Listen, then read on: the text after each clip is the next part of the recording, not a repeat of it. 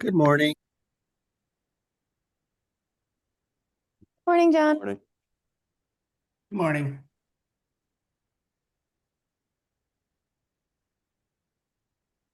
Haven't seen you in a while, Kat. How's things going? I'm pretty swell. How are you, John? Good. I like that. Pretty swell. I like that.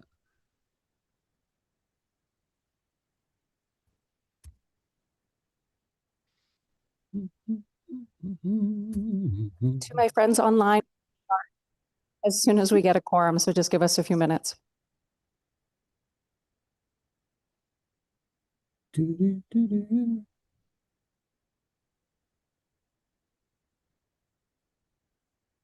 Hey, Madam Chair,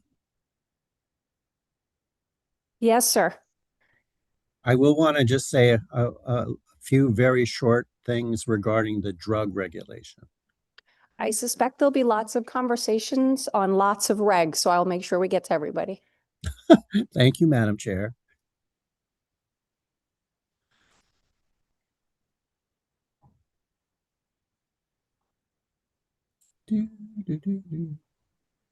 Morning, John.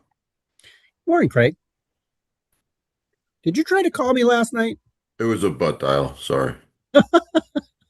It's like 1 o'clock in the morning or something like Yeah, I that. was sleeping. I go, man. No, I didn't get to bed till like 2:30. I was working on a brief, but yeah. Anyway, You are a role model for attorneys throughout the world. thank you.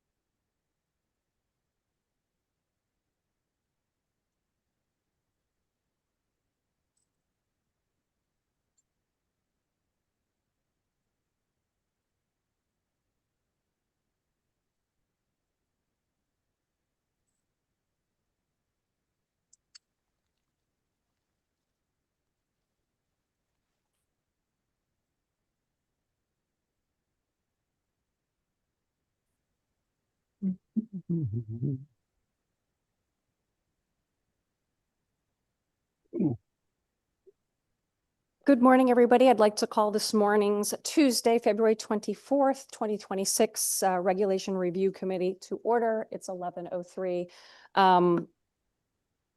Before I get started, I do just want to note that my co-chair is going to have some difficulty getting here today. Weather has goofed up many of our plans.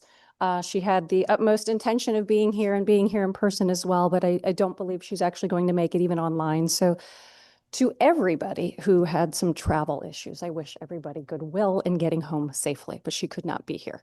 Do either of my ranking members want to make some comments before we get started? No, ma'am. And I believe our other ranking member will be here shortly as well. With that said, we will have the administrator call the quorum. Representative Carpino, Senator Gadker-Wilcox, Senator Kissel, Senator Kissel is here. Representative Wieslander, Representative Biggins, Present. Senator Ciccarella, Senator Chickrell is present. Representative Fishbein. Representative Fishbein is here. One more time for your video, sir. Representative Fishbein is here. Thank you. Representative Godfrey, Senator Hartley, Representative Claire DeStitria, Representative Claire DeStitria is here. Representative McGorty, Representative McGorty is here. Senator Austin, Senator Austin's present. Representative Rader, Representative Rader is here. and I have Heather Summers joining right now. Just one moment. Senator Summers for quorum. I'm here. Sorry, I'm running between 3 different meetings, so sorry to hold you. Understood. Thank you, everyone. We have a quorum. Thank you. I'm actually going to skip to section 2 on our agenda for everybody's purposes here. We were going to be considering the DAS State Building Code, Fire Safety Code, and Fire Prevention Code. They were withdrawn last evening, so we will not be hearing them today. But I do want to thank all of the firefighters, both career and volunteer, and the countless fire marshals and fire chiefs who did take the time to discuss those with me, many of whom were going to come today. But we are not going to hear those today, but just wanted to let everybody in the room know that they were withdrawn last evening. Moving back to the first section, the first reg before us is 2026-001, Department of Consumer Protection Schedule for License Renewal. Can I have a motion for the LCO recommendation of rejection without prejudice? So moved. So moved by Representative Biggins. Is that a second, Senator Kipp? Second, third. Thank you both. Any discussion?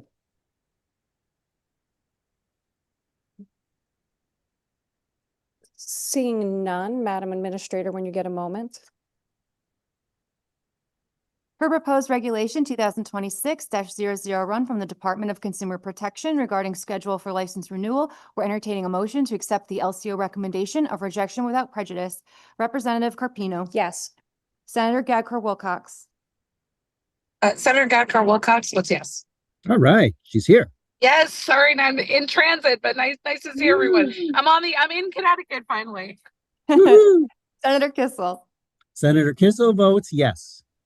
Representative Wieslander. Representative Biggins. Biggins votes yes. Senator Chicarella. Senator Chicarella votes yes. Representative Fishbein. Representative Fishbein votes yes. Still didn't come up on the video, huh? No, I got you that time. Okay, thank you. Representative Godfrey. Senator Hartley. Representative Claire DeStitria. Representative Claire DeStitria votes yes. Representative McGordy. Representative McGordy votes yes. Senator Austin. Senator Austin votes in the affirmative. Representative Rader. Representative Rader votes yes. Senator Summers. Oops. Summers votes yes.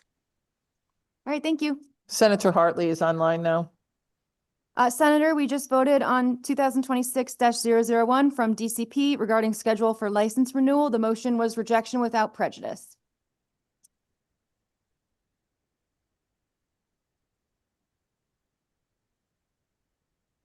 Senator Hartley? I'll collect votes at the end. Thank you for that. I want to make sure everybody who's here doesn't miss any votes. The next regulation in front of us is 2026-002, Department of Consumer Protection, Architecture, Continuing Education. Can I have a motion in accordance with the LCO recommendation of approval in whole with technical corrections? So moved.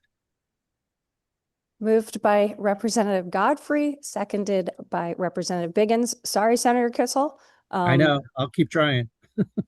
Any discussion? Senator Austin.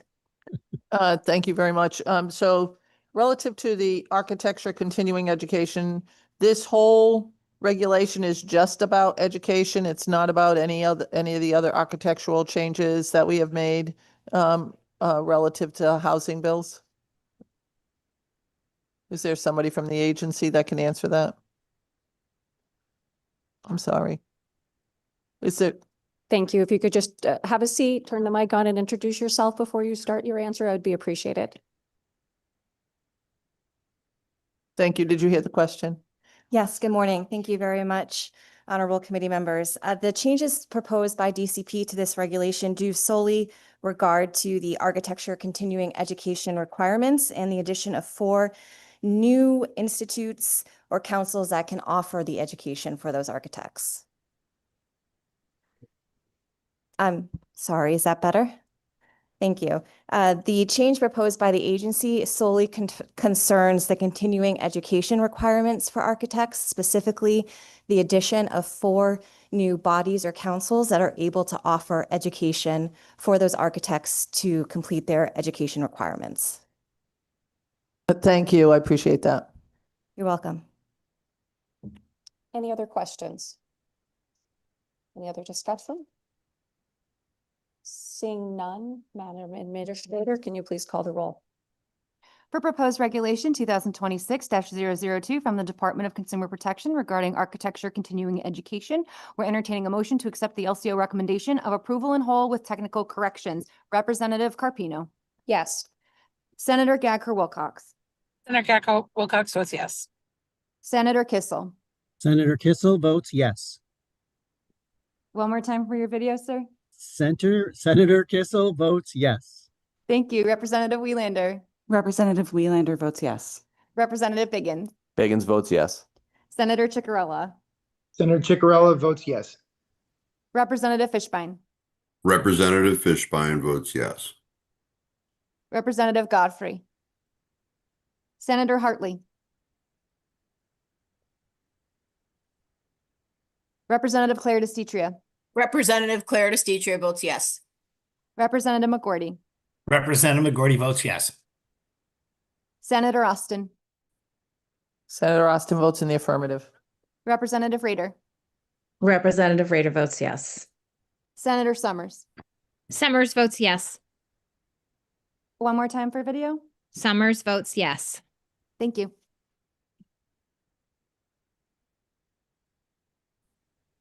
Madam, did you get everybody who's online?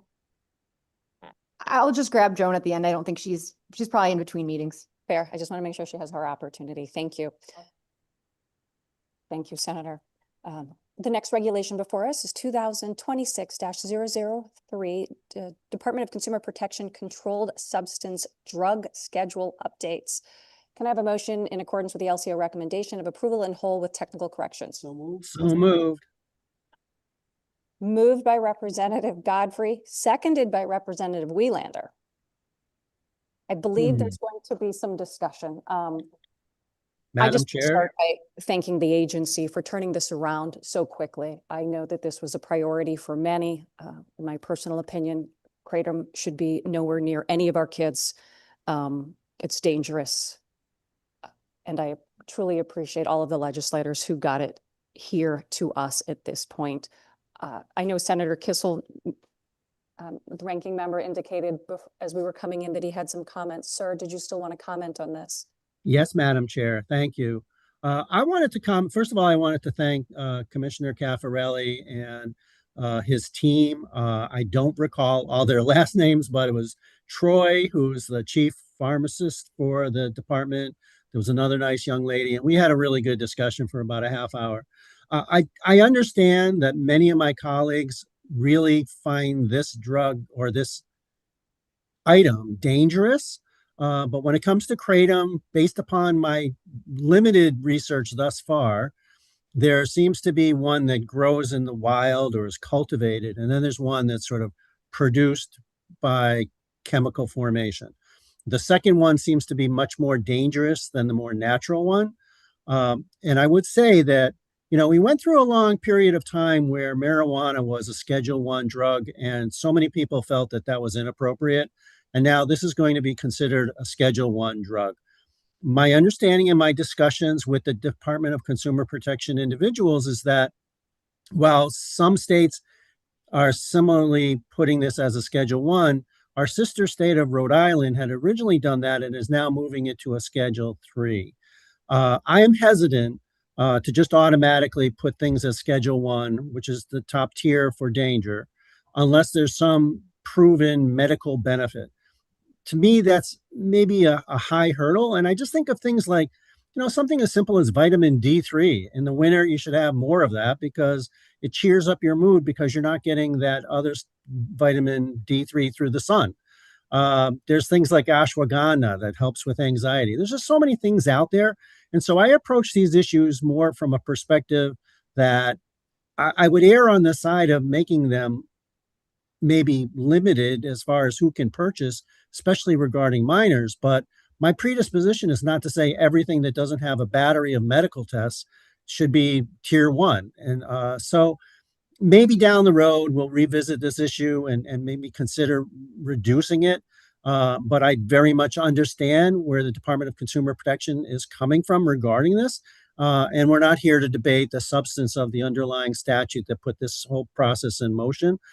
That's not to say that it doesn't pose a threat, being unregulated and available to minors, but I just am a little hesitant when we go down this road regarding things that grow in the wild that might have some benefit to some individuals. And my office did receive lots and lots of emails and calls, not really from folks in my neck of the woods, but I hear them. And so I just throw it out there that maybe we want to reconsider this down the road. But for now, I'm happy to vote yes. Thank you, Madam Chair. Thank you, Senator Kissel. I'm going to recognize Representative Godfrey, followed by Representative Fishbein. Thank you, Madam Chairman.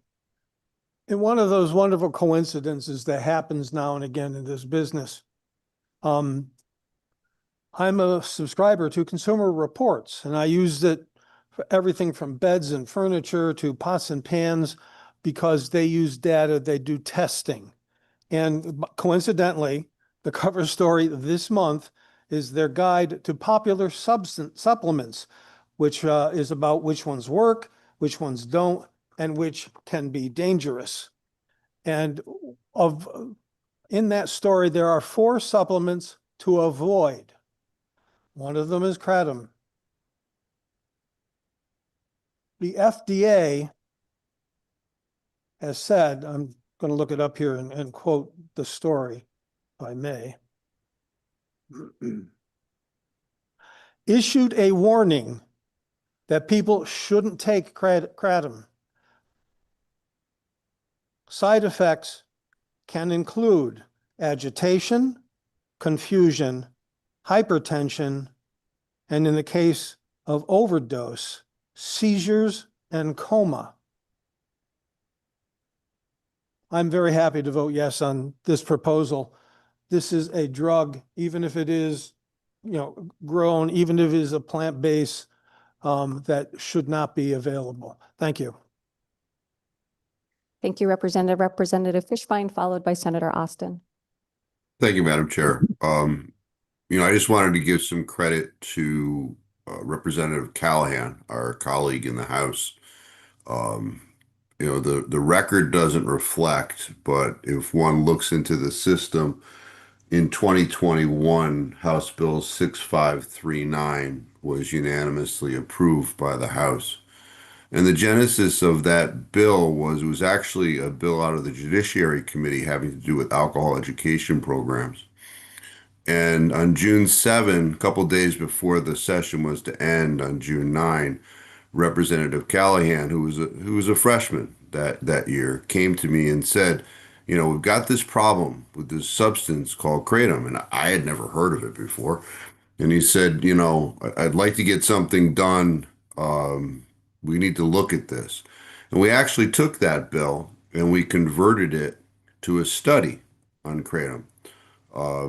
So I just, that's essentially where this started. I wanted to give some credit to Representative Callahan, because perhaps we wouldn't be here today without that. That bill didn't end up getting called in the Senate, but it did unanimously come out of the House. And I would like to think that that was the genesis for what we have here today. So I am in support of what is before us, based upon all of the comments that I've heard from my colleagues here this morning. And thank you, Madam Chair. Thank you, Representative Fishbein. Senator Austin, followed by my ranking member, Mary Wielander. I have a couple questions for the agency. Somebody could step forward, introduce yourselves, turn on your mic, and then answer the good senator's questions. I'm finding it almost impossible to do 2 meetings at the same time. I apologize. So I have a couple of questions. So my first question is, how many people have been found to have died from kratom by the Connecticut's medical examiner? Good morning. Again, for the record, my name is Caitlin Anderson. I'm the Chief of Legal and Regulatory Affairs for the Department of Consumer Protection, and I am joined by our Director of Drug Control, Troy Ruff. We can both tag team your questions if that's acceptable to the committee. Okay. So for the question on how many individuals we have found through the medical examiner office, I'm going to defer to Director Ruff. So with that, you have to identify yourself for the record. I'm sorry. Sorry. So Troy Ruff. I know she did, but you do too. Thank you. Yeah, my name is Troy Ruff. I'm the director of Connecticut State Drug Control Division. So with that, some of the data that we are currently receiving from the OCME office, direct link to mitragynine and or 7-hydroxymitragynine. That data that we have on that is limited. It's usually combined with other types of drugs, or opioids, or other benzodiazepines that we have. The last piece that I had was about 9, recently was over 9 deaths combined, but nothing specifically. But not related to kratom, the plant-based kratom, different than the the synthetic kratom.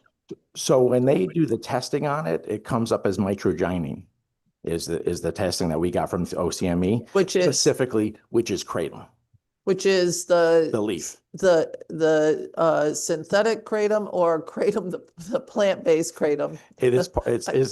I find that I know more about this than I ever intended to know about this, and never really wanted to intend to know about this. Right. So basically, kratom is a plant, is a plant, Yep. right? And in that, they have the alkaloids of mitragynine, and there is 7-hydroxymitragynine that's in it. 7-hydroxymitragynine, it's a small amount in the kratom plant, but it's mostly 7-OH is more of the synthetic piece that's out there. Right. Okay. And I have no problem with that piece being a Schedule I component of things. I have a little problem with the plant-based. And when I look at the plant-based numbers, and that's why I want to know the plant-based numbers, just plant-based, not combination with everything else that's out there. That's the same conversation that we used to have with marijuana, when marijuana was laced with fentanyl or laced with any of the other synthetic drugs that are out there. That's why we had recreational marijuana be regulated, so that we knew what was in the plant itself. And so I'm curious, do they break it out so that we can see it's because the plant itself is laced with synthetic components, or is it the plant itself? So the data we get for the Office of Chief Medical Examiners, it specifically says mitragynine. It does not break it out to 7-OH with the stuff that the data. Have we asked them to break that out at all? I haven't received any of that information yet. I was hoping to have it before this meeting today, just to see that. A lot of our labs are unable to test for mitragynine. Some of the Department of Ag lab that we use down in New Haven, and even some of the other labs that we use within our state to do plant-based products, don't have the ability to actually test for it. So we've had a practice in the General Assembly of looking at a lot of plant-based drugs, like plant-based components of things. Maybe drugs is not the correct term.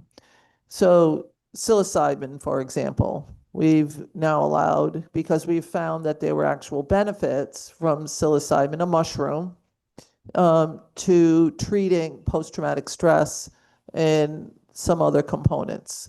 We found that, so far, we have found that marijuana is not as dangerous as it once was thought, although we're now trying to combine marijuana with hemp and saying hemp is just like marijuana when it's not. And we are looking at a lot of these things, and I appreciate what Senator Kissel talked about.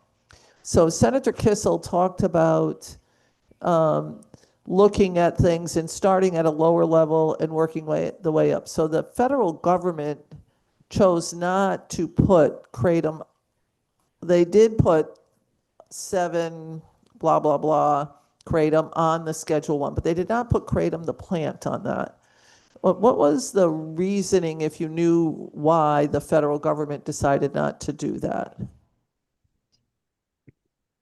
Just to clarify the question, are you asking why there's 2 agencies involved, right? You got the Food Drug Administration, which does the safety and efficacy of drugs. They supply that data to the Drug Enforcement Administration, who then goes through the piece and links them through it on it. So FDA has said there is no medical use for kratom and 07OH. They said that. DEA, I think it was 2016. Well, excuse me, in July of 2025, they began the process to schedule 7OH Right. as a Schedule 1 Correct. drug. While that process is continuing, to date, the FDA still has no approved medical use for the kratom plant.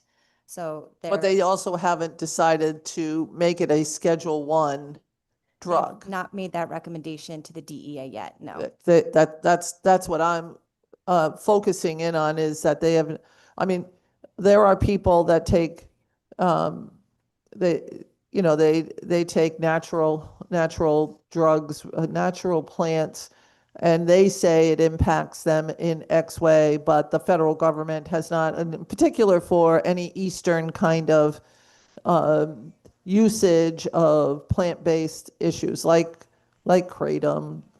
When I was stationed in Japan, marijuana grew on the side of the roads.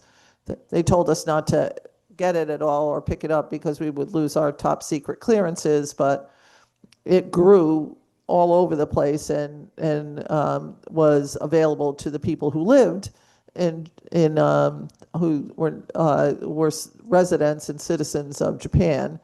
So I just think that sometimes we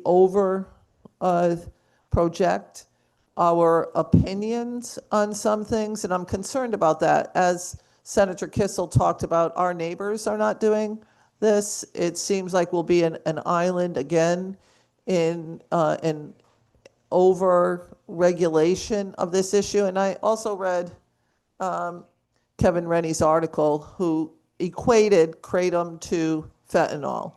Is kratom, the plant, equated in your mind to fentanyl? Is it just like fentanyl? Is that what's going on here? It does work on the mu receptors, which is like the opioids do. Right. Is it fentanyl? It's not fentanyl as the chemical. Right. That's what I'm asking. Yeah, it's not That's what I'm fentanyl, the asking. chemical. So, I'm just concerned that where we are on this issue, because we're going to come up with rules and regulations for kratom, saying there's no medical uses from it, but I can't be alone in getting the several thousand emails, and many of them from people within the confines of my district. So when I talked to the Department of Consumer Protection, they said they were all out of state, but they were not out of state that I received. They were from within the confines of my district in particular, not just Connecticut, but my district in particular. So I'm trying to figure out people who say that they have, because we've done so much on pain management, right? So pain management is something that a lot of people talked about kratom being used for. Kratom the plant, not kratom the synthetic, but kratom the plant, saying that they were finding relief that they had not found, and it stopped them from some of the opioid drugs, synthetic drugs above and beyond the poppy plant that were addictive. And they hadn't found that kratom was addictive, and they were able to be more useful people by managing their pain without overusage. Have we gotten to a point where pain management is not of an issue anymore, or we don't care about that issue because it's really hard for some people to control pain under our current regulations? If I could He's gonna just, answer that. if I could just ask you to just keep it Yep. to the reg that's before us, so Yep. that I can't guarantee that they have the expert does. on all of our questions, but if they're related to the regs, Yeah, and you can answer, please go ahead. Thank you. And Senator Austin, thank you for the question. So in considering how to classify the regulation, as we were required to do by Public Act 25101, we Get it. had to look at the approved medical uses from the FDA. And as of today, the FDA still has listed no approved medical use for kratom or 7OH, including for pain management. Therefore, turning to the rules required for each schedule classification, we were constrained to pick Schedule 1 because Schedule 1 is the only schedule that says there's no approved medical use for the substance.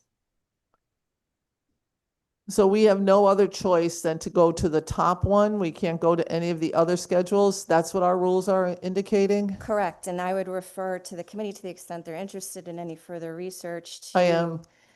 So that would be federal law specifically. If you could send that to me also, because I would like to read more than the sentence or two you're going to be. 21 USC Section 812 establishes all 5 schedules and the requirements for putting substances into each schedule. And Schedules 2 through 5 all list a current accepted medical use, which we do not have here for kratom because the FDA has not yet established an approved medical use. That left Schedule 1, which under subsection B states that the drug or other substance has no currently accepted medical use.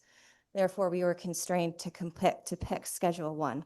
But I do note that the regulation before you also contains a reclassification provision in subsection G to the extent that there is, a change at the federal level and a federal classification, Connecticut will automatically update to adopt the federal reclassification.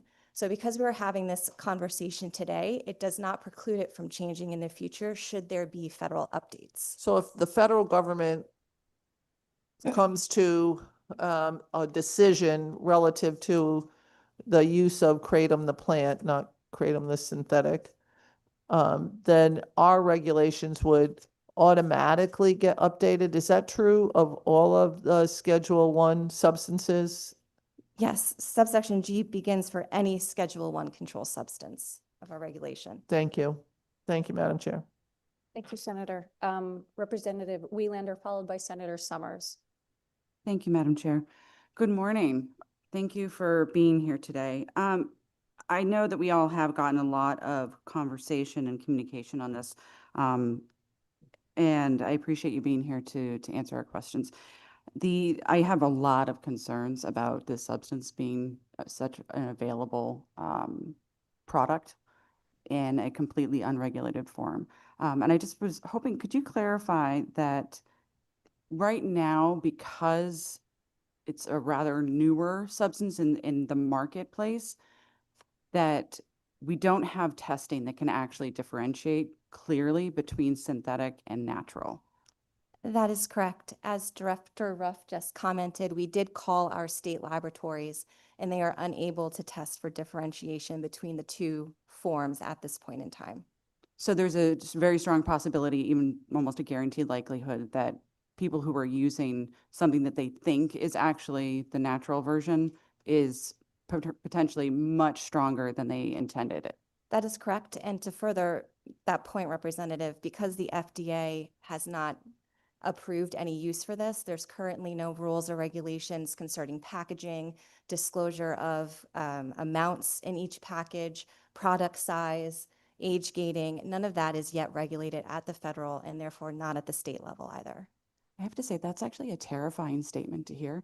So knowing that you can walk into a gas station and get this as a tea, but also a bottled drink at the same time, not knowing if it's of a intense concentration, especially when it comes to our kids.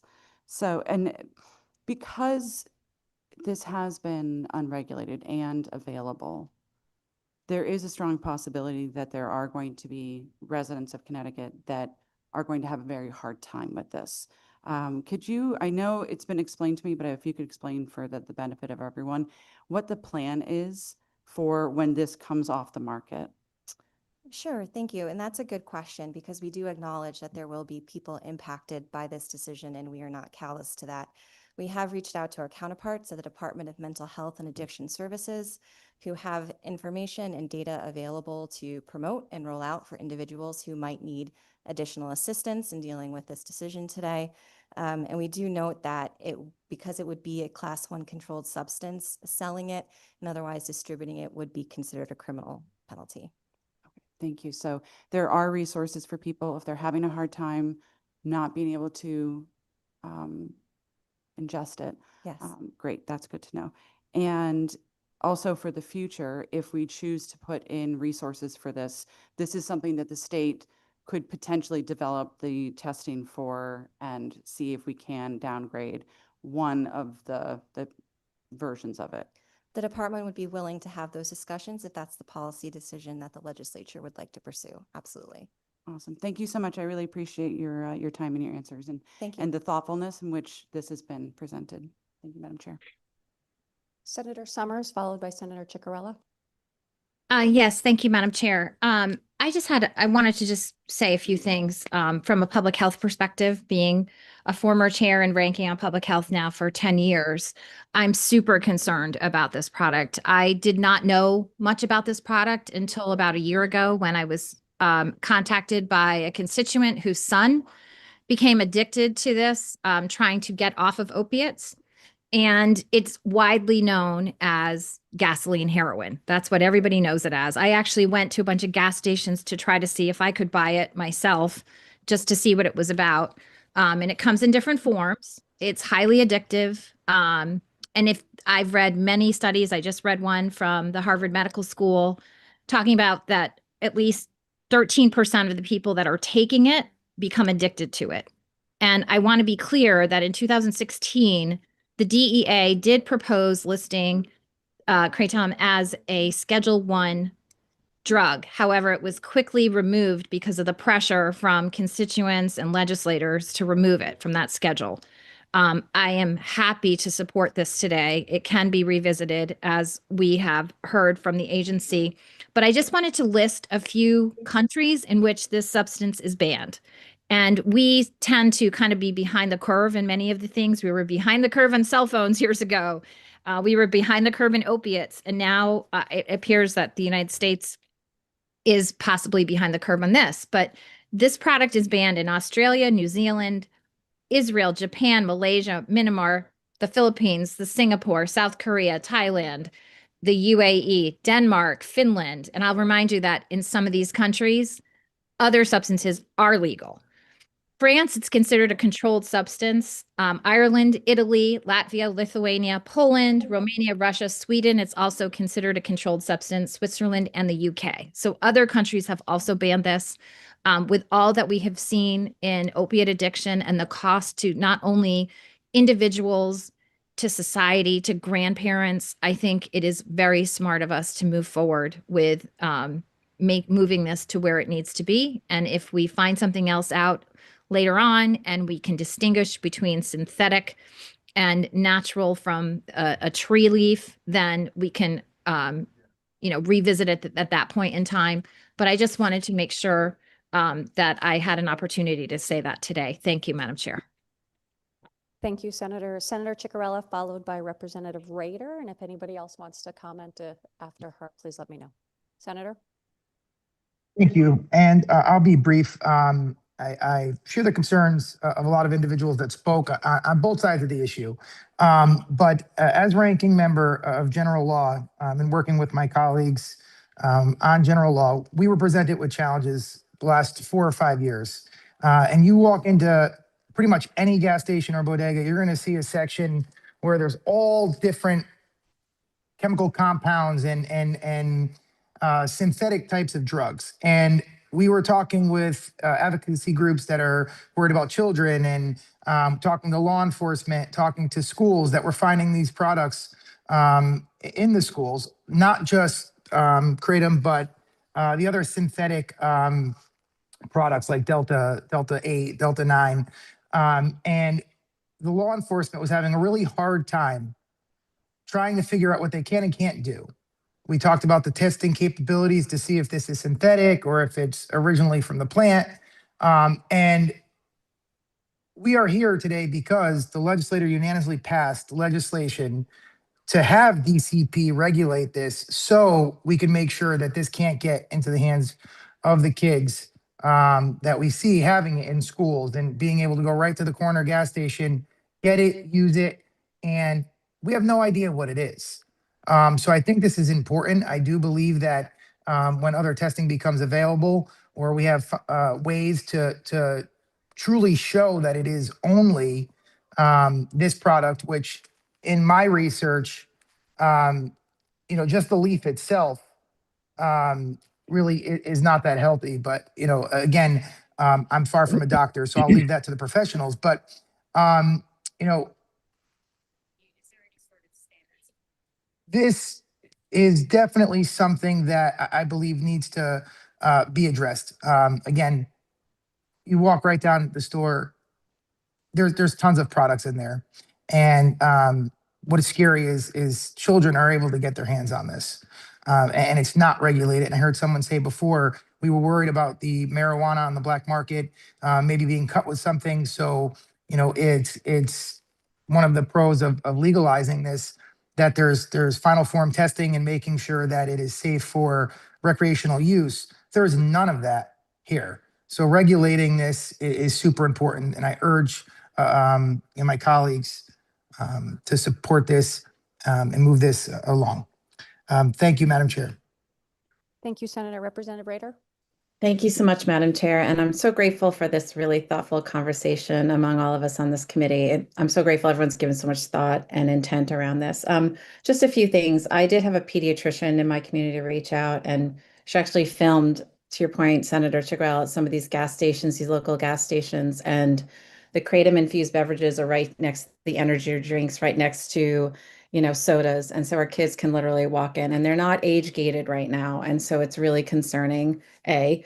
I also had a constituent reach out who has a family member addicted to this substance, and really doesn't want us discerning between a natural leaf and a synthetic, because as we know, I've been working a lot with the AG's office on tobacco products, and right when you regulate one form of the product, they just come up with something just slightly different to kind of circumvent that regulation. And so I think it's really important that we take a holistic approach right now, at least, to creating a Schedule I designation for this substance. My last comment or question is for those representatives from DCP that are in the room today. I'm grateful to hear that there's going to be some work and intention around supporting those who might be addicted or users of this product, to lend them some support around pain management, addiction management, and other things. I'm curious about enforcement. I know that that's a really tough thing because, like I said, we ban one product or regulate one product, and these kind of subversive manufacturers just come up with another version. And so I'm curious about the enforcement once this is regulated, once it's registered as as we're hoping it will be, what that regulation, what that enforcement will look like. And how we can hope, what is the timeline for these products being pulled out of those refrigerators at the gas station and the other products? Thank you for the question, Representative. Once the regulation becomes final through publication on the Secretary of the State's website, possession and sale of sale and distribution of these substances, and not just the kratom. I do want to take a moment to say that there are 7 total substances within our regulations. This would apply equally to all of them. But those substances, distribution and sale of those substances would be considered criminal, and it would be left largely to our local law enforcement. It is not regulated or enforced by DCP at that point. However, to your point, talking about discussions with vape shops and continuing education efforts, that is something where DCP has played a large role in working with our AG partners and working with local law enforcement in providing education and being a presence in local vape and tobacco shops. So that is something we will continue to do and continue to provide our knowledge and expertise to our local law enforcement partners who will be enforcing these regulations. So there will be an education piece for local law enforcement, but you're saying DCP will not practice any sort of spot inspections or anything like that once this is changed? That would be outside of our current authority. Okay, good to know. All right, thank you. I appreciate it. Thank you, Madam Chair. Thank you. I just have one specific question having to do with process, knowing that some of our smaller vendors may not be tuning in at 11:30 on a Tuesday to watch the late breaking news from this committee. What efforts are made to engage with the small, often independent providers who may not know that the landscape is going to change very quickly? I understand from working with your team and other enforcement issues what your authority is, but how do we avoid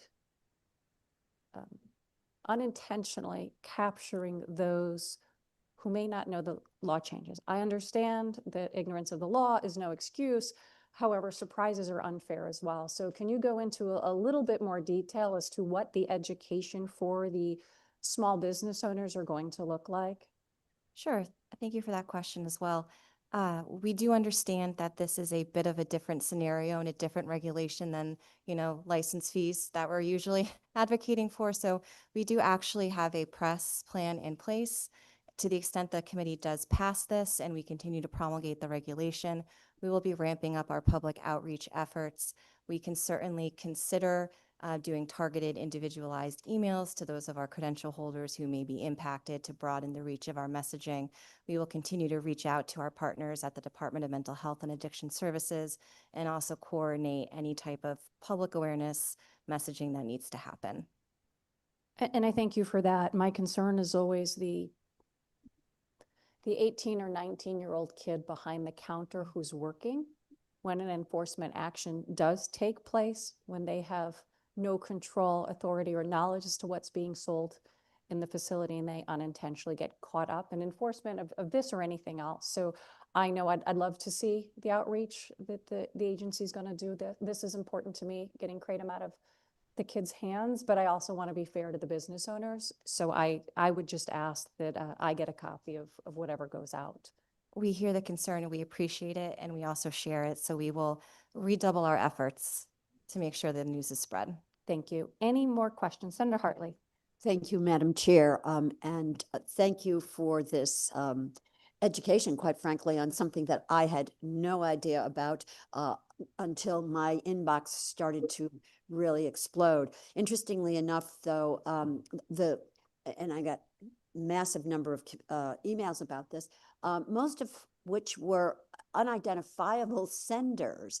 The ones that I could identify were actually the stories of constituents, not all in my district, a few were, who had terrible experiences with this and whose family members had been addicted, and many of whom had, some really downward spirals as a result of this when they started on it for a supposed medicinal kind of healing alternative. So your answers today have really helped to allay all my fears. The one thing I really want to reiterate is what Madam Chair was just talking about, and that there be enough time, notice given to these small vendors in particular. They're the ones who wear all the hats every day, aren't on top of all of these things. And so that the notice is given to them. Now, you talked about emails or whatever,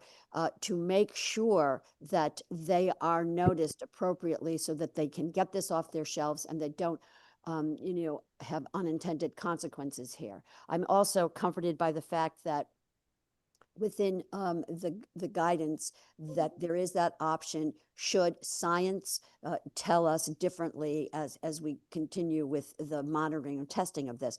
I mean, it wasn't very different what we did with medical marijuana for pediatric situations. That was not available. And then as the science continued to evolve, then we made those changes. So I think we're taking the prudent steps, and I'm quite frankly, not worried about those surrounding states that haven't done this yet, because this is a serious issue. And thank you, Madam Chair, for all of this dialogue, and to the committee and to the department for your work here. Thank you. Thank you. Anybody else? I think we've gotten everybody. My last ask to the agency too, knowing that these are going to be small, in some cases, small shops, if you probably do this already, provide them guidance as to what to do with unsold products so that they know how to safely dispose of it. Seeing no other questions, comments, or otherwise, Madam Administrator, can you please call the roll? For proposed regulation 2026-003 from the Department of Consumer Protection regarding controlled substance drug scheduling, where I'm entertaining a motion to accept the LCO recommendation of approval in whole with technical corrections. Representative Carpino. Senator Gadker-Wilcox. Senator Gadker-Wilcox votes yes. Senator Kissel. Senator Kissel votes yes. Representative Welander. Representative Welander votes yes. Representative Biggins. Biggins votes yes. Senator Chicarella.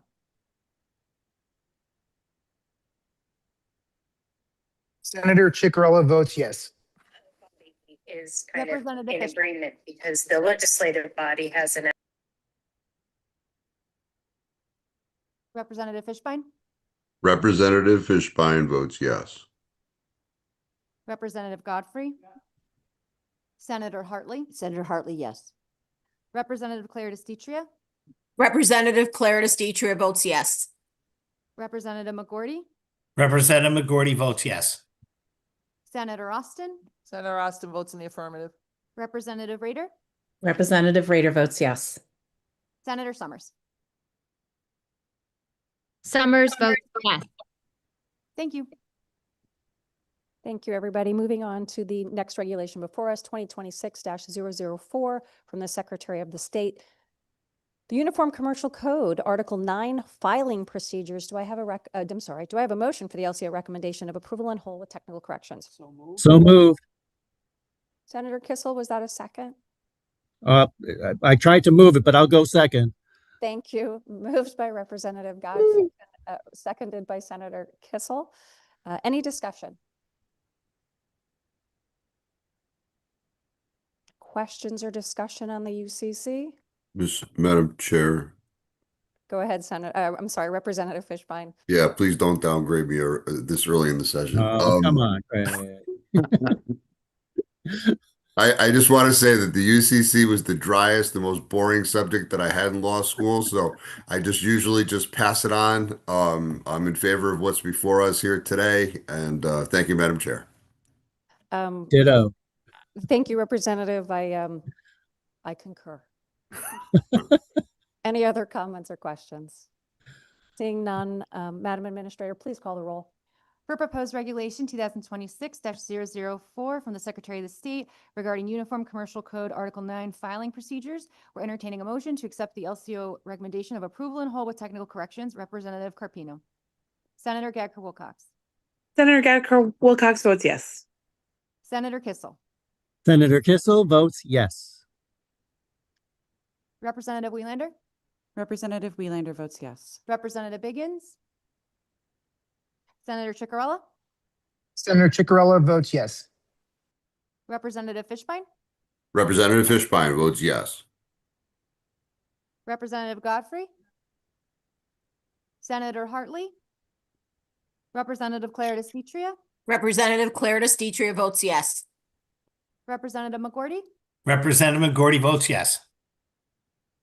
Senator Austin. Senator Austin votes in the affirmative. Representative Rader. Representative Rader votes yes. Senator Summers. Summers votes yes. One more time for video, ma'am. Summers votes yes. And Representative Biggins. Biggins votes yes. All right, thank you. Thank you. Moving down the agenda, 2026-005 is the next regulation before it. It's from our Commission for Child Support Guidelines, Child Support and Arrearage Guidelines. Can I have a motion for the LCO recommendation of approval in whole with technical corrections? Second. Moved by Representative Welander, seconded by Senator Kissel. It was contentious, but Senator Kissel, I did think you beat out Representative Godfrey. Any comments or discussions on the child support arrearage guidelines before us? Okay, seeing none, Madam Administrator, can you please call the roll? For proposed regulation 2026-005 from the Commission for Child Support Guidelines regarding child support and arrearage guidelines, we're entertaining a motion to accept the LCO recommendation of approval in whole with technical corrections. Representative Carpino. Senator Gadker Wilcox. Senator Gadker Wilcox votes yes. Senator Kissel. Senator Kissel votes yes. One more time for your video, sir. Sure. Senator Kissel votes yes. Thank you. Representative Welander. Representative Welander votes yes. Representative Biggins. Biggins votes yes. Senator Chicarella. Senator Chicarella votes yes. Representative Fishbein. Representative Fishbein votes yes. One more time for your video, sir. Representative Fishbein votes yes. Thank you. Representative Godfrey. Senator Hartley. Representative Claire DeStitra, Representative Claire DeStitra votes yes. Representative McGorty, Representative McGorty votes yes. Senator Austin, Senator Austin votes in the affirmative. Representative Rader, Representative Rader votes yes. Senator Summers. Summers votes yes. One more time for video. I'm not sure why my video's not working. Summers votes yes. Thank you so much. Thank you all. I'm actually going to go out of order. So I'd like to call 2026-007, Secretary of the State Video Regulations. Can I have a motion in line with the LCO recommendation of rejection without prejudice? So moved. Actually moved by Representative Biggins. Do I have a second? Second. Seconded by Senator Kissel. Thank you, gentlemen. Any comments or discussion? And I apologize to the Secretary of the State. Had I recognized that they had two, I would have called them in order. Any other comments or discussions? Seeing none, Madam Administrator. For proposed regulation 2026-007 from the Secretary of the State regarding video regulations, we're entertaining a motion to accept the LCO recommendation of rejection without prejudice. Representative Carpino. Yes. Senator Gatkar Wilcox. Senator Gatkar Wilcox votes yes. Senator Kissel. Senator Kissel votes yes. Once more for video. Yikes. Senator Kissel votes yes. Representative Welander. Representative Welander votes yes. Representative Biggins. Biggins votes yes. Senator Chicarella. Senator Chicarella votes yes. Representative Fishbein. Representative Fishbein votes yes. Representative Godfrey. Senator Hartley. Representative Claire DeStitra. Claire DeStitra votes yes. Representative McGorty.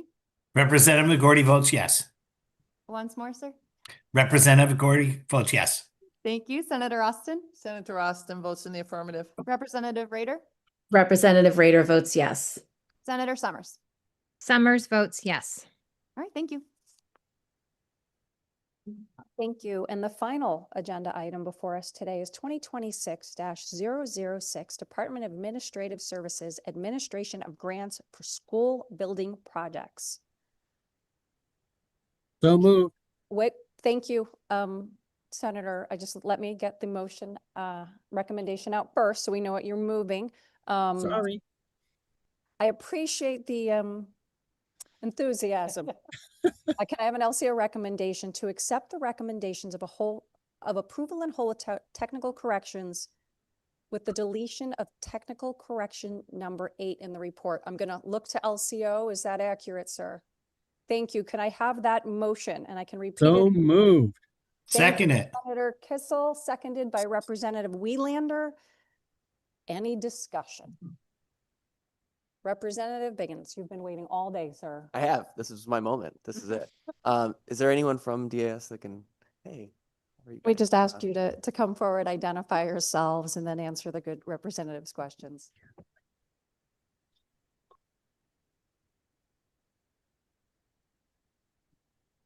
Good morning. Good to see you, Representative, and to the committee. Thank you so much for having us today. My name is Michelle Gilman. For the record, I'm the Commissioner of the Department of Administrative Services. Also, I want to acknowledge by Zoom, we have Jenna Padula, who's our agency legal director, and also Amy LaChance, who is a staff attorney 3. Both work under the Real Estate and Construction Services Division and provide legal guidance and support to our school construction grant program, which is a reimbursement program, as I think everybody is aware of. Thank you, Michelle. Thank you. I have a couple of questions. Certainly. So my first question is about allowable square footage usage, Certainly. particularly for special ed programming. We have a lot of self-contained programs where students need extra space for self-regulation, maybe extra space for more staff, paras, nurses, things along those lines. Are they reimbursed at the same rate as other square foot usage in this regulation? I believe that is the case, but through most of these technical adjustments, I'm going to largely defer to Jenna, Attorney Padula, and Attorney LaChance. You will note, or I will note that through the square footage values that we're recognizing here, that there are some opportunities for the commissioner to exclude space for early childhood and special education programming from the space standard calculation upon request when those are justified based on the program and circumstances. But I'll ask Jenna and Amy to add in some additional context there. Appreciate it. Hi, Jenna Padula. The answer to your question is yes, they are reimbursed at the same rate, those spaces. And part two, these regs don't make any change to that. Okay. That leads to my next question, which you kind of got into, which was, is there a standard process for the reaching out to the commissioner for an exemption for special ed space? If you need like extra space for a self-contained program or something along those lines, is there a standardized process for that, or is that? I'm sure we have a form for that. Yes. Yeah. By and large, I think that would be through our Yeah. plan team that would Yeah. review those plans with our, with our municipalities and our school districts. I have two more questions, sorry.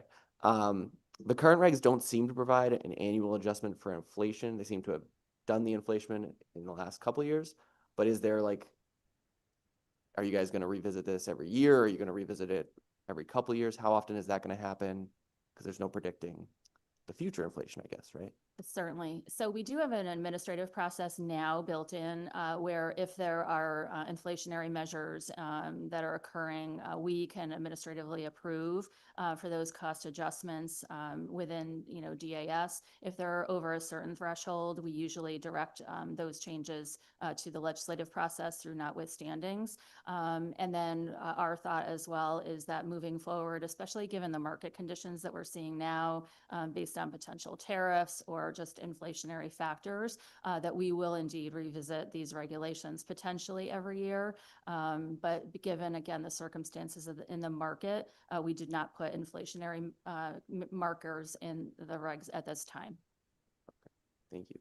My last question is, and this was just brought up to me, was like, was there a public hearing on these regs? Yes, There was. absolutely, yes. Okay. And then we've included as well a summary of public comment that we've received, not only at the public hearing, but throughout the comment period as well. Okay. Thank you. Absolutely. Thanks so much for the questions. Representative Wieslander. Thank you, Madam Chair, and thank you, Commissioner, for being here. Great to see you. Let's see. So I was piggybacking off of what Representative Biggins was just mentioning.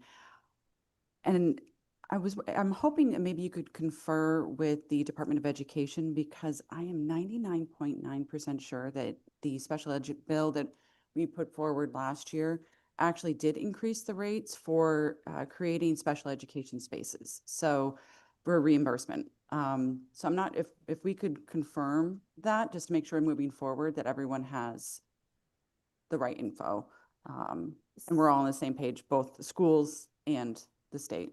Certainly. We may be able to provide some additional context around that. I believe there's a reimbursement bump around special education and early childhood. And Jenna, Amy, perhaps you can elaborate a bit on the conditions around those bumps, if you would.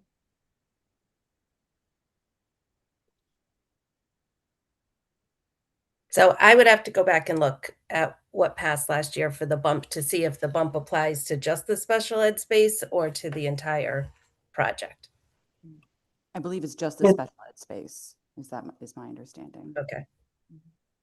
So then I stand corrected. So special ed space may get a higher reimbursement rate than the rest of the project. Yeah, Jenna, I'm sorry if I can say, this is Amy LaChance, the staff attorney with DAS. Last year, the legislature passed a reimbursement rate incentive for certain special education space.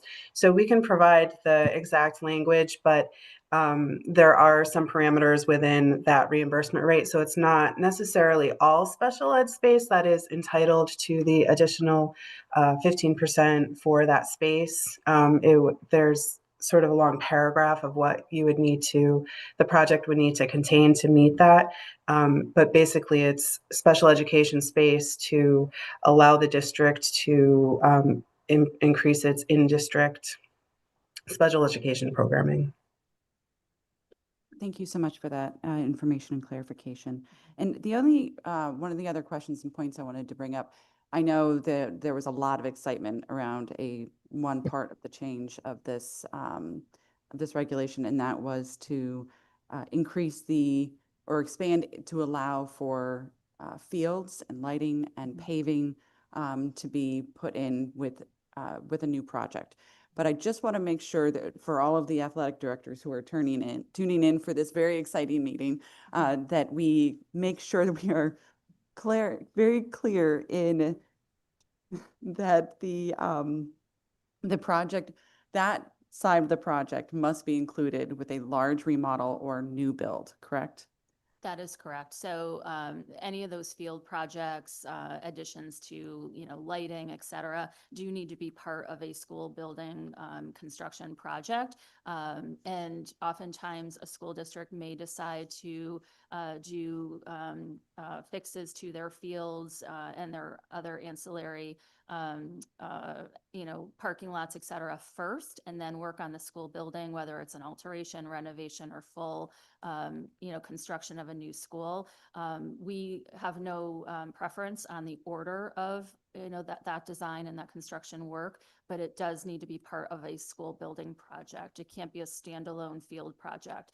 I believe there are other grant programs through the Bond Commission or CIF and other programs that may apply for those specific field renovations, but the school grant construction program is specific to the school project.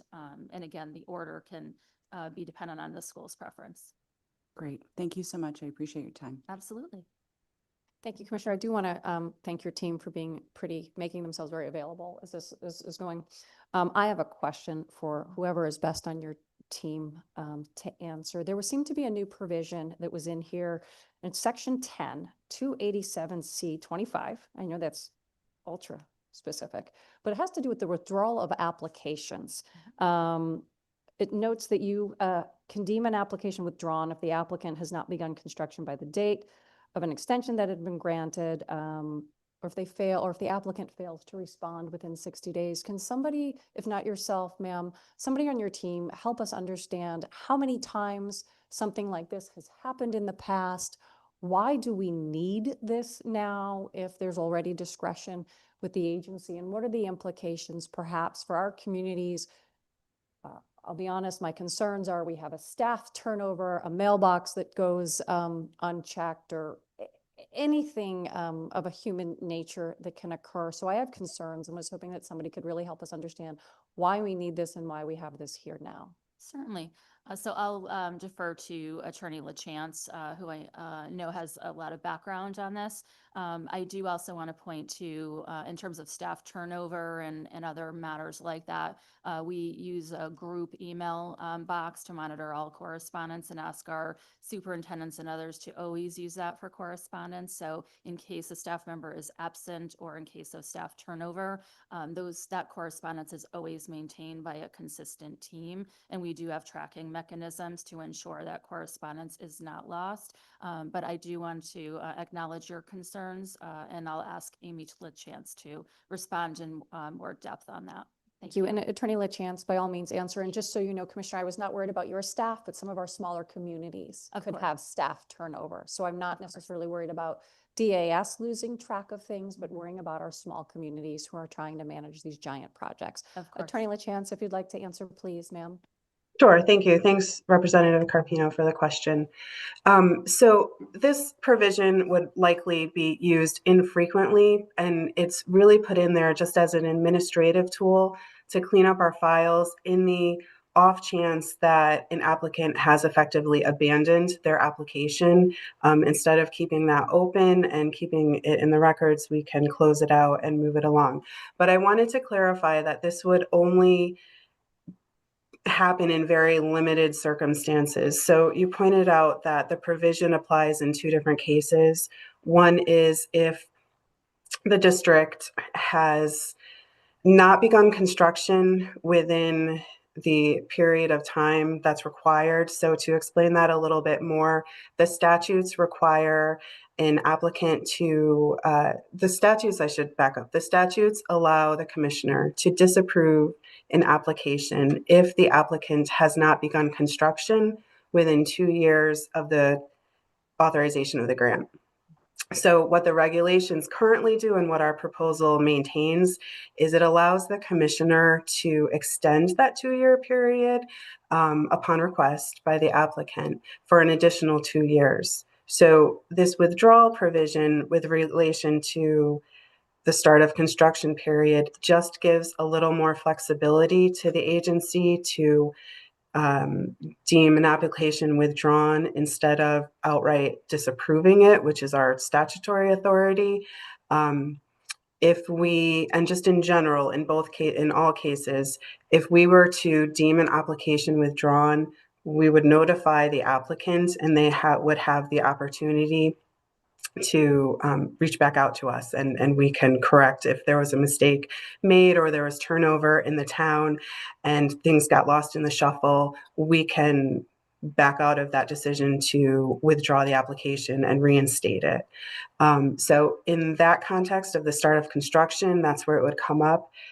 In very, very limited cases, in the context of an application, it also may come up. And so we administer 2 types of applications, priority list grants and non-priority list grants. Priority list grants are the grants that you all see as the legislature that have to be authorized by the legislature every year. And those are the renovations, new construction, that sort of thing.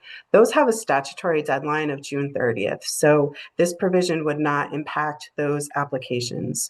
As long as a district submits a complete application by June 30th, they're on the priority list and they move through the process, and we would not be withdrawing, deeming anything withdrawn prior to that June 30th date. Non-priority applications follow a different track. Those are applications for very specific, a few very specific types of projects that is set out in statute, including like a roof replacement or HVAC now, and solar projects, that sort of thing. Those can be approved administratively by the commissioner. And our process is that we accept applications every month between the 1st and the 10th of the month. And if any application is deficient for any reason, the applicant can make up those deficiencies and reapply in the next month. There's no limit on that. So in the event that a non-priority list application was deemed withdrawn under this provision, meaning we asked for information from the district and they completely ignored the request, which does not happen frequently. If we were to withdraw deem the application withdrawn, the district can reapply in the next month, in the next cycle, and be back on track. And I'll stop there and let me know if I didn't answer. I appreciate your answer, and I appreciate the completeness of it. And I'm going to ask a question you may not know the answer to. I would hope that if a district is on the verge of having their application withdrawn, that you give them and their legislative delegation notice before it would be withdrawn, so that the collective team could do what needed to be done. Does that actually happen? And so process. I'm sorry to cut you off. So our normal communication process from the grant side is to communicate with the superintendent for the district. If we are in the course of communicating with the district and asking for more information, we are trying to streamline that and to avoid kind of issues with things being dropped or not followed through on. So we would, if we had submitted or if we had emailed an applicant for more information, like certified minutes of a vote or something like that, that comes along in an application, and they have not responded, we normally follow up. I would say the team is likely following up every other week with the superintendent, just checking in to see what the situation is. If the superintendent says, hey, we're working on this, we just need a little more time, that would be fine. And we wouldn't just, deem an application withdrawn if the district needs more time to compile information. It would truly be if we keep responding and we're not getting any sort of answer. districts have to update their contact information with us regularly just in order to apply and submit payment requests and whatnot. So we should have a reasonable contact person for the district, but we are mainly communicating with the superintendent. And of course, when questions come up through the delegation and get circled back to us, we try to include everybody in the loop to make sure everybody's on the same page with where the application stands. I thank you. And I only mention that because if something is deemed withdrawn, the first calls they're going to make are likely going to be to their legislative delegation. Yeah. So in the event that, in the few instances that you expect this to happen and that you are reaching out to a superintendent and letting them know due to a lack of either information or response that they're likely to have their application withdrawn in the next couple of days, it may be good practice. You do not report to me. I cannot force you to do this, but I would think it would be good practice if you copy the legislative delegation so that perhaps we can avoid that happening. Thank you for that. I think Representative Rader has a question too, and followed by Senator Austin. Thank you, Madam Chair. Yeah, just a few questions on these themes that we've been touching on the last few legislators. I just had a question regarding the special ed spaces. I know you talked about that, and I was part of the select committee on special ed, so I know we passed legislation around that 15% bump in reimbursement rate, but there are a lot of kind of boxes you have to check to get that. And just wanted to clarify, though, that districts would be able to maybe receive a portion of that reimbursement rate based on the program that they're designing for their buildings. Is that correct? Yes, that's correct. And so these are relatively new bumps. We are not seeing many school districts yet put them into implementation. But we have had a lot of questions around those bumps and how they can be utilized.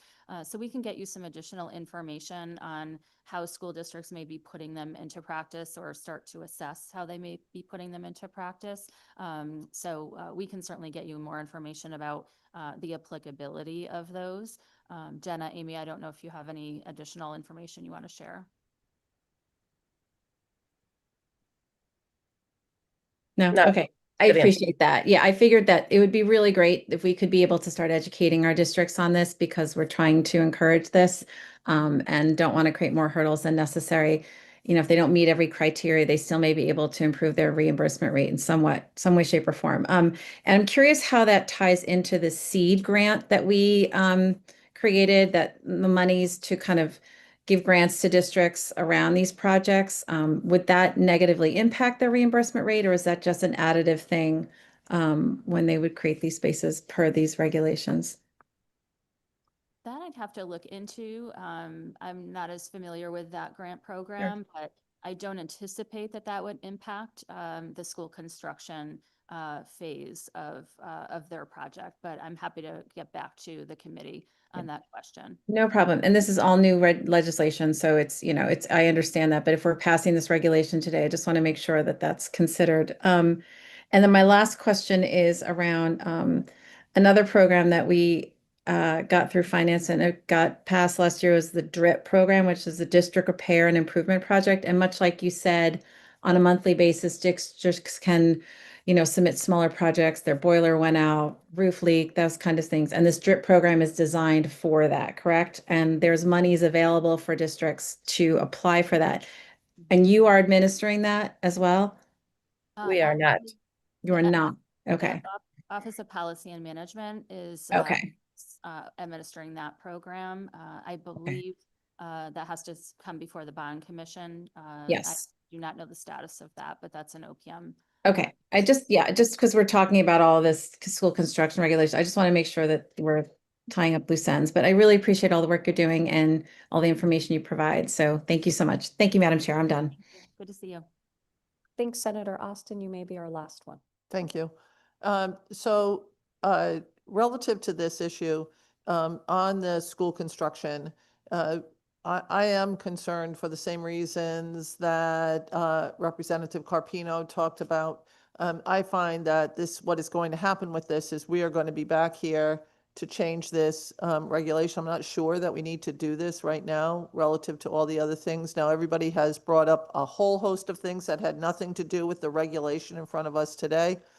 And I think that that's interesting in and of itself, that we have all of these other components that could be impacted by this. I'm not certain that it's wise for us to do this today.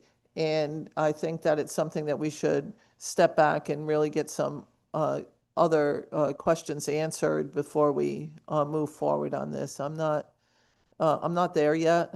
I think that what we're going to do is set ourselves up for our school districts, and I think it's going to have long-lasting implications in areas that we are not addressing today. So I just wanted to say that right now. I think that it's important for us to step back where we should step back and ask for some more time to consider this piece of this regulation. Thank you. Thank you, ma'am. Senator Kissel? Thank you very much, Madam Chair. Along those lines, regarding the concerns that were raised by folks, I believe this committee, while we can't add to a regulation, we have the ability to strike portions thereof. And so this particular provision of this regulation, I would make a motion to strike that portion, which would encompass the automatic elimination of the application, and leave everything else in the regulation to stand. I think that would address people's concerns at the moment. Thank you, Senator. I'm going to turn to LCO for guidance on the proper method to consider Senator Kissel's motion to delete a section. And Senator Kissel, just for my clarification, as well as everybody else's, are we talking about that section I brought up or a different section? No, it's the section that you brought up, Madam Chair. Thank you. So I believe the motion is to delete section 10-287C-25.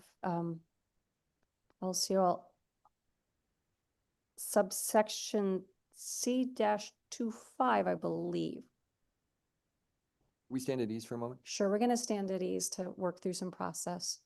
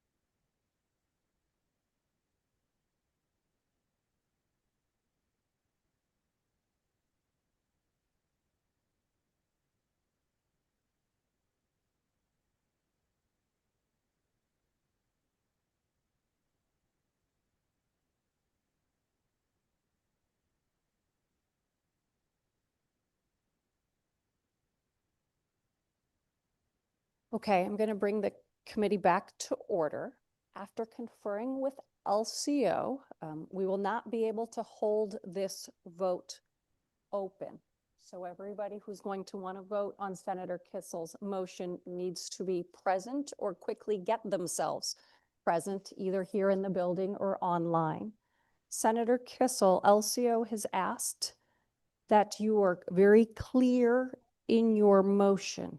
Sir, is your motion to delete section 10 dash, nope. Is it, sir, is your motion to delete subsection C of section 10 dash 287? I'm looking to LCO to make sure that I have that accurate. Did you receive their nod? Not yet, and they're walking over. Okay. I'll stand at ease.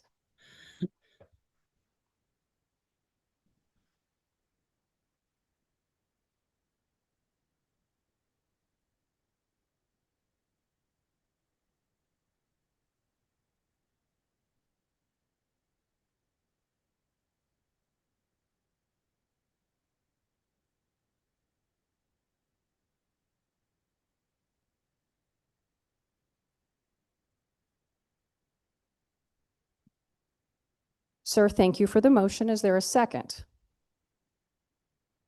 There's a second by Representative Welander. Is there discussion on this provision?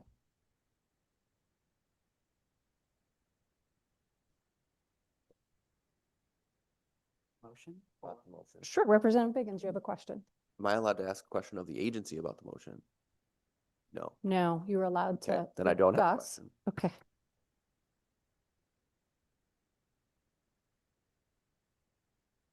Representative Godfrey, do you need a moment? We'll stand at ease for one moment for the good member.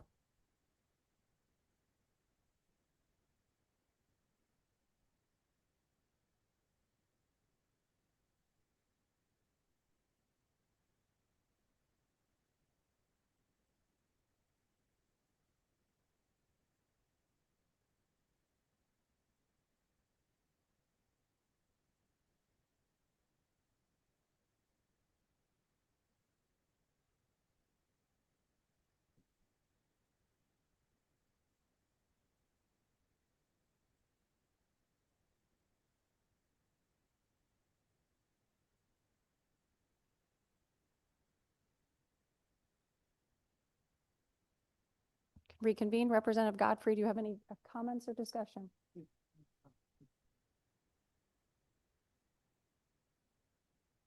Representative Godfrey, any comments, or are you all set, sir? I'm all set. Okay, thank you. Madam Administrator, will you call the roll?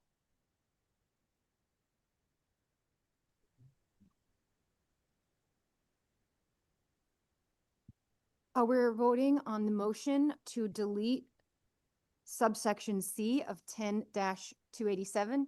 That's correct, LCO? Deletion of subsection C of section 10-287C-25 of the proposed regulation. Voting on the deletion of subsection C of 10-287C-25 of the proposed regulation. Representative Carpino. Yes. Senator Gacker Wilcox. Senator Gatkar Wilcox votes yes. Senator Kissel. Senator Kissel votes yes. Representative Welander. Representative Welander votes yes. Representative Biggins. Yes. Senator Chicarola. Yes. Representative Fishbein.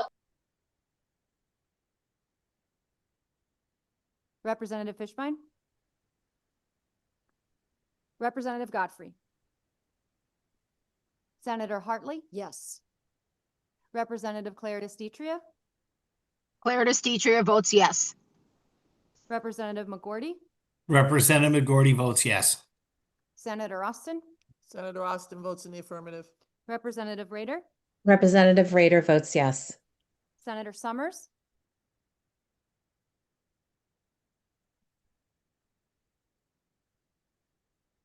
Okay, thank you. LCO, I believe I'm allowed to ask the administrator to report the vote tally, correct? Please announce the results. 12 voting yay, 2 absent not voting, 0 voting nay. Thank you, ma'am. Returning to the regulation before us, are there any additional comments or questions? And Representative Senator Austin, I think you still had the floor. I think that at this point, it's, do we return to the previous motion and second as this regulation has been amended? And I have no questions, and I would move that vote if we can.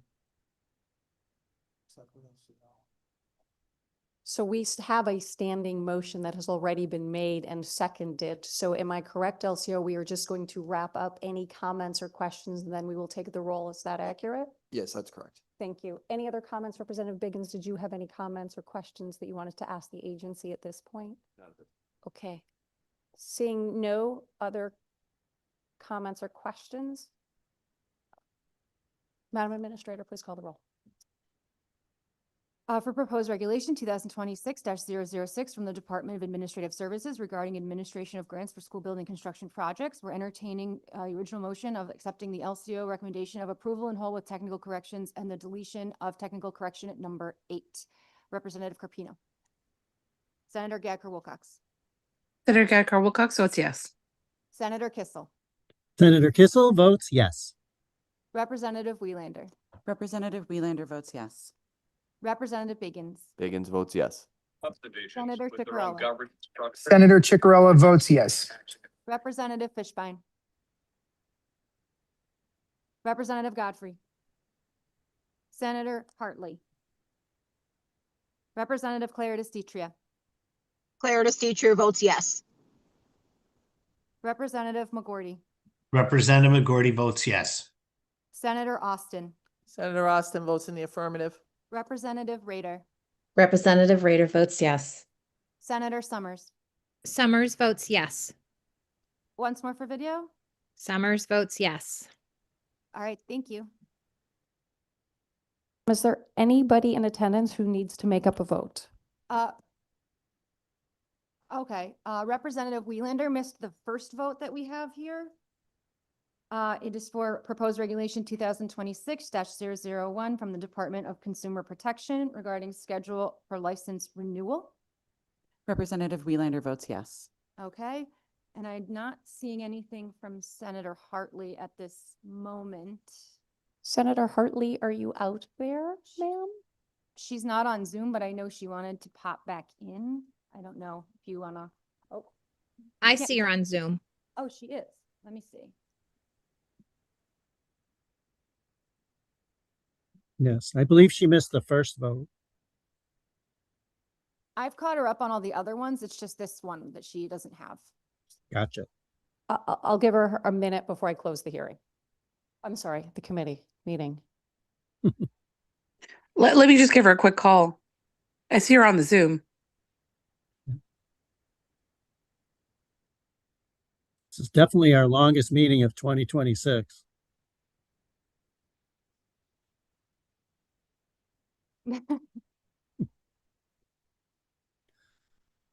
Don't think this is our record, though. I believe we've had one that went a bit longer.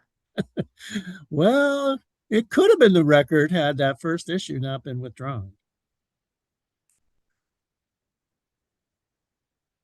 Have we been able to reach the good senator? Otherwise, I do need to close the committee meeting. Yeah, I've been texting her. Okay, I'm gonna call the meeting to a close. Thank you, everybody. Thank you. Motion made and seconded. Thank you.